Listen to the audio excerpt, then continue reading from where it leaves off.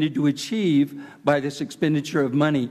And most important of all, under the European Convention on Human Rights, Article 2 and 13, my obligation, one that's going to be enforced on me by the European Court on Human Rights eventually, there are 2 cases pending now, is I have to conduct expeditious investigations that lead to evidence that will allow me to make a good prosecution decision about the matters that I'm responsible for and provide reasonable means of redress.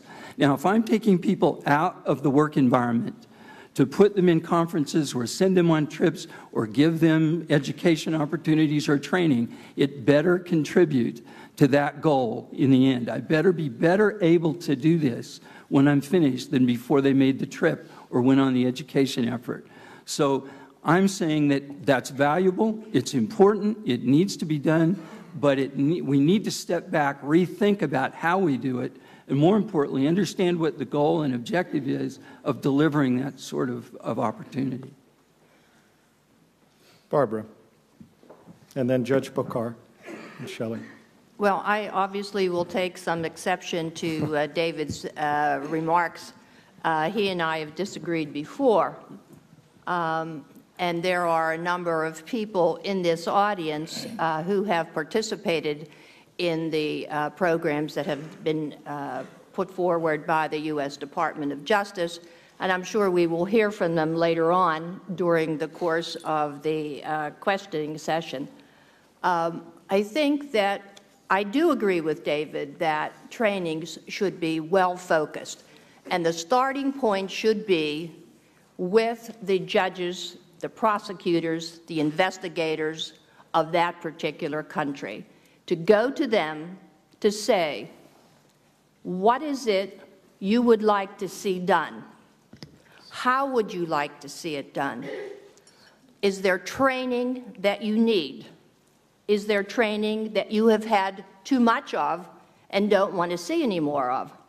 For example, I was talking about an issue with the border police and trafficking in persons, and they said, please, we've had so much of this. So we said, fine. When you get enough new recruits who have not had training in this area and you feel that they need it, come to us and we'll be able to do that. And we sit down with the people and say, what are the issues that you would like to see discussed? Which of your people would like to be part of that particular training so that we can include the nationals in the training as well as international experts? Okay. Judge Bokar? Well, I can only agree to that. It may well be that here and there a trip may have resulted in a non-unsuccessful trip, and more as a visit than a real work. This is always maybe the case here and there. But in general, all these contacts, these visits, these groups, these meetings have been organized in a focused way. And as of the start, I remember participating in many of these activities. The approach that I think was the correct approach taken by the ICTY was to ask the people working in the region what were their problems and where we could assist. We could give something to overcome the problems, giving solutions. Sometimes difficult constitutional solutions because there are constitutional obstacles in dealing with jurisdictional issues. There may be domestic legislation, and not always the solutions of the ICTY can be transferred automatically at the local level. But the discussion with local actors in the judiciary can help to find the appropriate solution for these specific countries. Again, I go back to the methodology that should be followed. That is to create a sort of partnership where we help, we assist, but we are not teaching. I mean, To speak of training, we are not teaching. We are giving our experience as far as it may be helpful to the local. Sometimes these contexts have resulted in changing our rules of procedure and evidence. For instance, we adopted 2 years ago a rule whereby we can cooperate with local jurisdictions in providing confidential materials only for the purposes of the local judicial activities, with the same guarantees of confidentiality we have in the tribunal. And many other examples can be made in this respect. Surprising, though, how often you're in the region, even today, and you see this kind of top-down type of training and programs. So in many ways, I question whether we have learned this. Is this a lesson learned? We keep tending to keep repeating it. Norman, I want you to say something, and then there. Thank you. Just to follow up on one comment that Judge Pokar made about partnership, I think that we have to take advantage of the unique opportunity that we find ourselves in relation to our partnership. At least I can speak to the local, regional, and national prosecutors. In the number of years that I've been involved in training, and not necessarily just in the region, it's usually a top-down, parachuted in. We don't really know exactly what's going on in the region, but we have a very unique opportunity here. We're working on many of the same areas, the same crime base, overlapping jurisprudence. We've investigated many of the same areas that the national prosecutors are investigating now. We hand over cases under 11 bis, and we hand over material under the OTP's Category 2 list. You can't have a circumstance which would be more, I think, prone to a positive interaction which will lead to better prosecutions, judging, defense work than we have now. Most of the time the training, it's going into a foreign country and trying to assist at maybe at a structural level or a legislative level or even at a skills level. But in this instance, I think we need much more. We've been successful in some ways with a much more integrated approach. And I can only speak, of course, for the OTP, but the liaison prosecutors that are in our office, over the last year and a half, there's been up to 20 young professionals who have come in. There's been the liaison prosecutors who have integrated in our office. And it's that integrated approach, both at the evidentiary level, the skills training, the working in-house and the in-house arrangements, and the fact that they feed back to us the areas where they define the needs, as opposed to at the beginning when, quite frankly, I think to be fair to the local prosecutors, at the beginning they weren't exactly sure what their needs were because they'd never done these cases before. Sorry, right. I'm going to, David, quick intervention. Shelley, quick intervention. I want to move on to another question. Yeah, let me just follow up very quickly on Judge Pokar's comment and on what Norm said.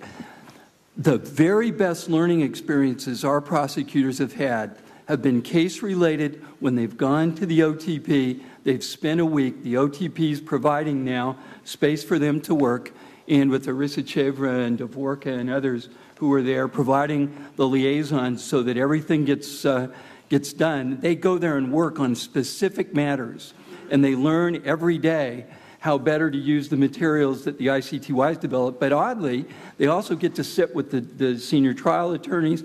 The senior trial attorneys are learning from our folks that have developed additional information and evidence, and they come back better at what they're doing than when they left. And the more we can repeat that on a working level, I think, the better it's going to be.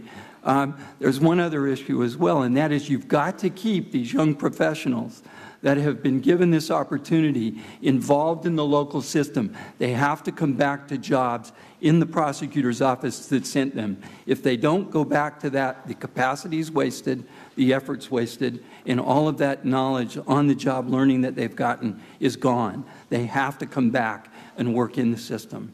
Quick point. Yeah, I wanted to follow up, Mark, because I think you're right to ask. These are general lessons learned that have emerged over the years of engagement in this community or these communities, and I wonder whether they really have been learned in the sense that can we, at some point, usefully take stock of where engagement is in each of the communities of the former Yugoslavia, and are we really working according to national assessments of needs? Are there in place strategies, specific strategies, either with respect to the micro level of prosecutor and judge training on prosecuting war crimes cases to more macro issues of strategies on how transitional justice mechanisms are overall being addressed? And are we as an international community then lining up our resources and our approaches to support those strategies, plans, policies that have been put in place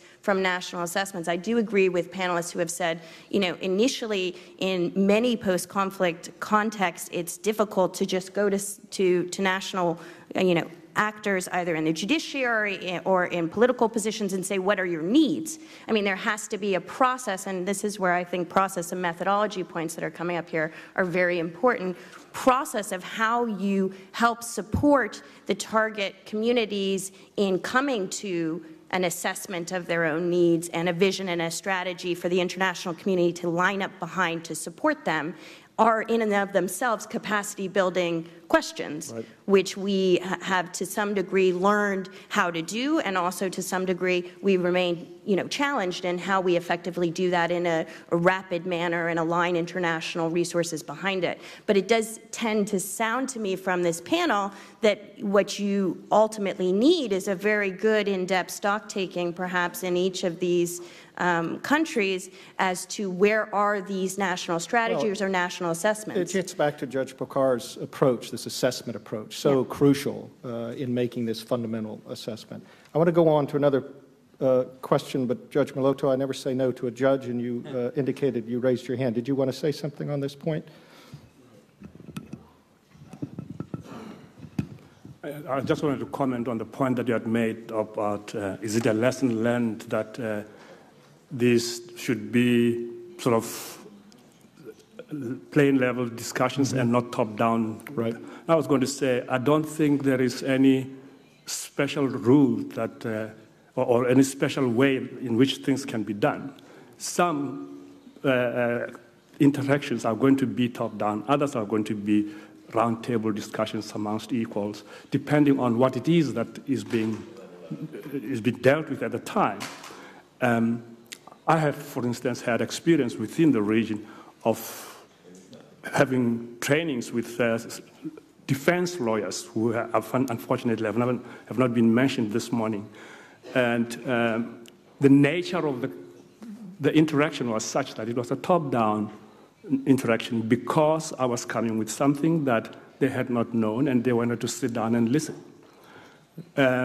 However, you also interact with them and get them to give you feedback and as to how they receive the thing. The important thing here, of course, is that whatever one does should be a need that is identified by the local people, and they say, well, we need this. Are you able to give it? And if you are able to give it, you give it, and you give it in the form that is most appropriate for the circumstances. Right. Let me move to a topic that is intriguing for me, and it's something that Judge Pokar, again, you coined this term, unity of jurisdiction. The idea of whether or not are we jeopardizing a situation where if the international community and the ICTY does not continue to be engaged with the courts, the domestic courts in the region, the former Yugoslavia, that we risk losing this unity of jurisdiction that has come about by a focus on international